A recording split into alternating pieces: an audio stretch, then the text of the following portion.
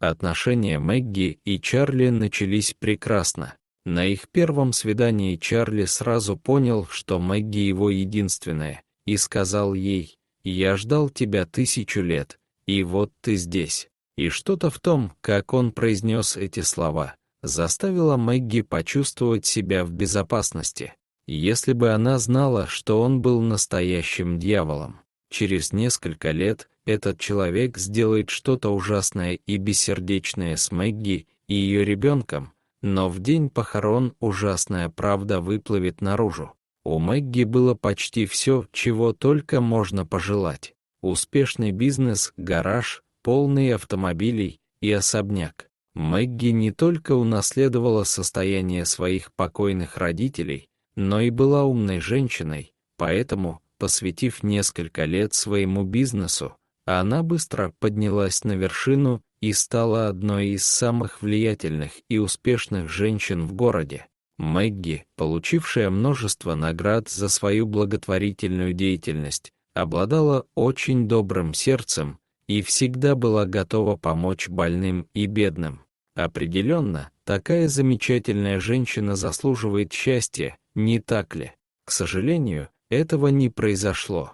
Мэгги была печальна из-за своего прошлого. В подростковом возрасте она встречалась с парнем по имени Джек, и эти отношения продолжались больше 4 лет. Но потом Джек погиб в результате несчастного случая, когда был пьян и вел машину, а Мэгги винила в этом себя. В тот день она отругала его за пристрастие к выпивке, и это переросло в ожесточенный спор. В гневе он вышел из дома, прыгнул в свою машину и уехал. С тех пор она искала Джека в каждом мужчине, которого встречала. К сожалению, через неделю отношений все чувства пропадали.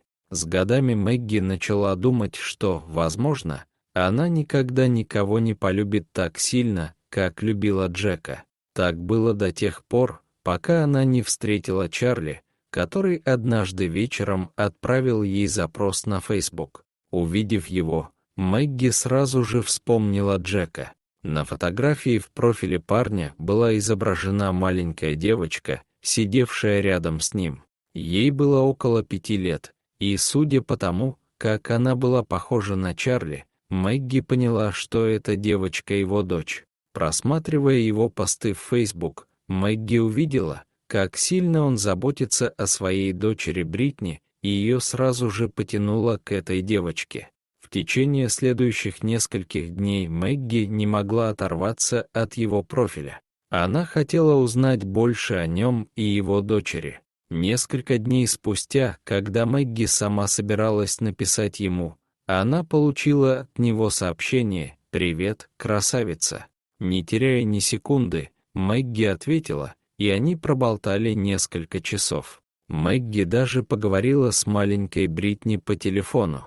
Это было похоже на воплощение мечты. В течение следующих нескольких дней они продолжали разговаривать по телефону, и Мэгги даже не могла поверить, как сильно она влюблялась в парня, с которым познакомилась в интернете. После нескольких недель переписок они встретились лично, и это было просто великолепно. Чарли привел Бритни с собой, и они отлично провели время. Когда они собирались уходить, Чарли взял Мэгги за руки и сказал ей, что она ему действительно понравилась и что, возможно, он сможет забыть о своей умершей жене, матери Бритни. Через несколько месяцев Чарли переехал к Мэгги, и все могли сказать, что в ней что-то изменилось. Она выглядела счастливой и стала еще более продуктивной. Постепенно Мэгги убедилась, что никогда не разлюбит Чарли, и поклялась сделать все, чтобы сохранить их отношения. Поэтому, когда Чарли начал просить денег, она сразу согласилась и не увидела в этом ничего подозрительного. Она даже дала ему вдвое больше, чем он просил, не спросив, на что ему нужны деньги, а может, просто боялась просить. И только когда Чарли начал злиться всякий раз, когда она помогала нуждающимся, Мэгги начала подозревать, что что-то не так. «Почему ты продолжаешь вести себя как мать Тереза?» Мы могли бы инвестировать эти деньги в недвижимость, кричал он. Через 6 месяцев после начала отношений бизнес Мэгги начал идти вниз, и хотя Мэгги пыталась объяснить, что иногда такое может случиться и что она оправится от своей потери, Чарли ничего этого не понимал. Это потому, что ты продолжаешь помогать людям. Так мы обанкротимся. И все из-за тебя, кричал мужчина. Затем он потребовал предоставить ему доступ к ее банковскому счету и предприятиям, чтобы он мог контролировать то, что она отправляла людям, и, к большому удивлению Мэгги, она подчинилась. Вскоре после этого Мэгги начала сомневаться, позволит ли она Чарли так сильно контролировать ее. Но именно в этот момент она обнаружила, что беременна, и почувствовала, что зависит от него и любит его еще больше. Теперь, занятый управлением бизнеса, Чарли часто отсутствовал дома, и Мэгги даже начала подозревать, что он использует работу как предлог, чтобы держаться от нее подальше. Несмотря на это, она была рада, что рядом с ней была маленькая Бритни. «У тебя скоро будет младший братик или сестренка, хорошо», — говорила Мэгги Бритни, а девочка гладила ее по животу. Они так сильно полюбили друг друга, что не могли представить свою жизнь друг без друга. Шли месяцы, и Чарли закрыл благотворительный фонд Мэгги, но она все еще тайно пыталась помочь нескольким людям. Довольно скоро Мэгги начала задаваться вопросом, движутся ли их отношения в правильном направлении. Но Чарли всегда делал что-нибудь, чтобы заставить ее забыть о своих тревогах и страхах. В один из таких дней, когда она разозлилась на него за то, что он пытался помешать ей в помощи ее болеющей сестре, он вдруг опустился на одно колено и сделал предложение. Мэгги не могла поверить своим глазам. Она чувствовала, что им все еще нужно больше времени, чтобы изучить друг друга. Да, у нее были сомнения, но она также очень сильно любила Чарли. А также перед ней стояла маленькая Бритни и кричала: «Скажи папе да». И Мэгги начала радостно кричать. Свадьба была совсем не похожа на то, что Мэгги всегда себе представляла.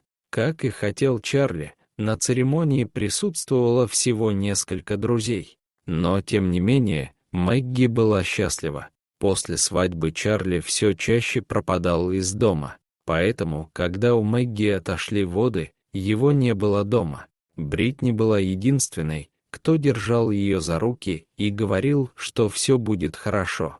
Маленькая девочка позвонила в больницу, и через несколько минут приехала скорая помощь, и Мэгги была срочно доставлена в больницу, где она родила девочку по имени Ева.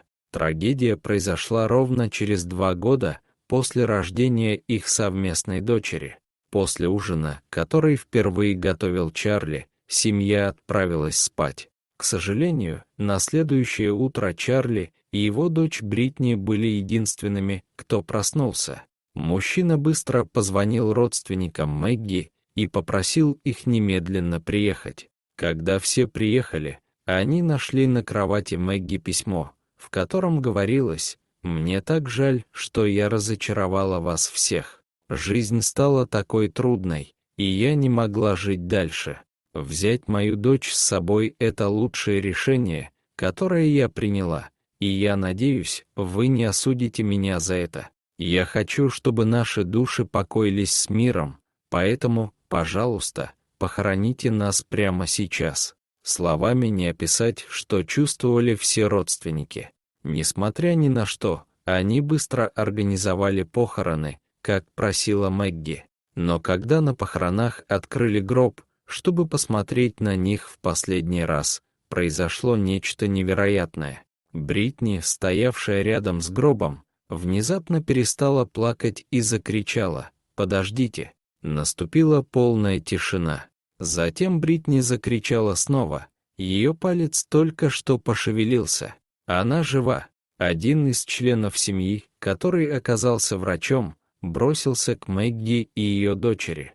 Он взял ее за запястье и нащупал слабый пульс, а затем закричал: «Они живы!». Через несколько минут они были доставлены в больницу, где им была оказана надлежащая медицинская помощь. Мэгги была потрясена, когда увидела письмо, которое, как утверждала ее семья, было написано ею. Она сразу поняла, что Чарли все подстроил. Увидев, что его тайна раскрыта, Чарли бежал из города, но после тщательных поисков полиция нашла его и посадила за решетку. После полного выздоровления Мэгги ее дочь в конце концов выписали. Несколько месяцев спустя Мэгги, которая наконец нашла в себе силы оставить свое прошлое позади, официально усыновила Бритни, и с тех пор они жили долго и счастливо. Дорогие зрители, если вам понравилось это видео, то ставьте лайк и подписывайтесь на наш канал. До свидания.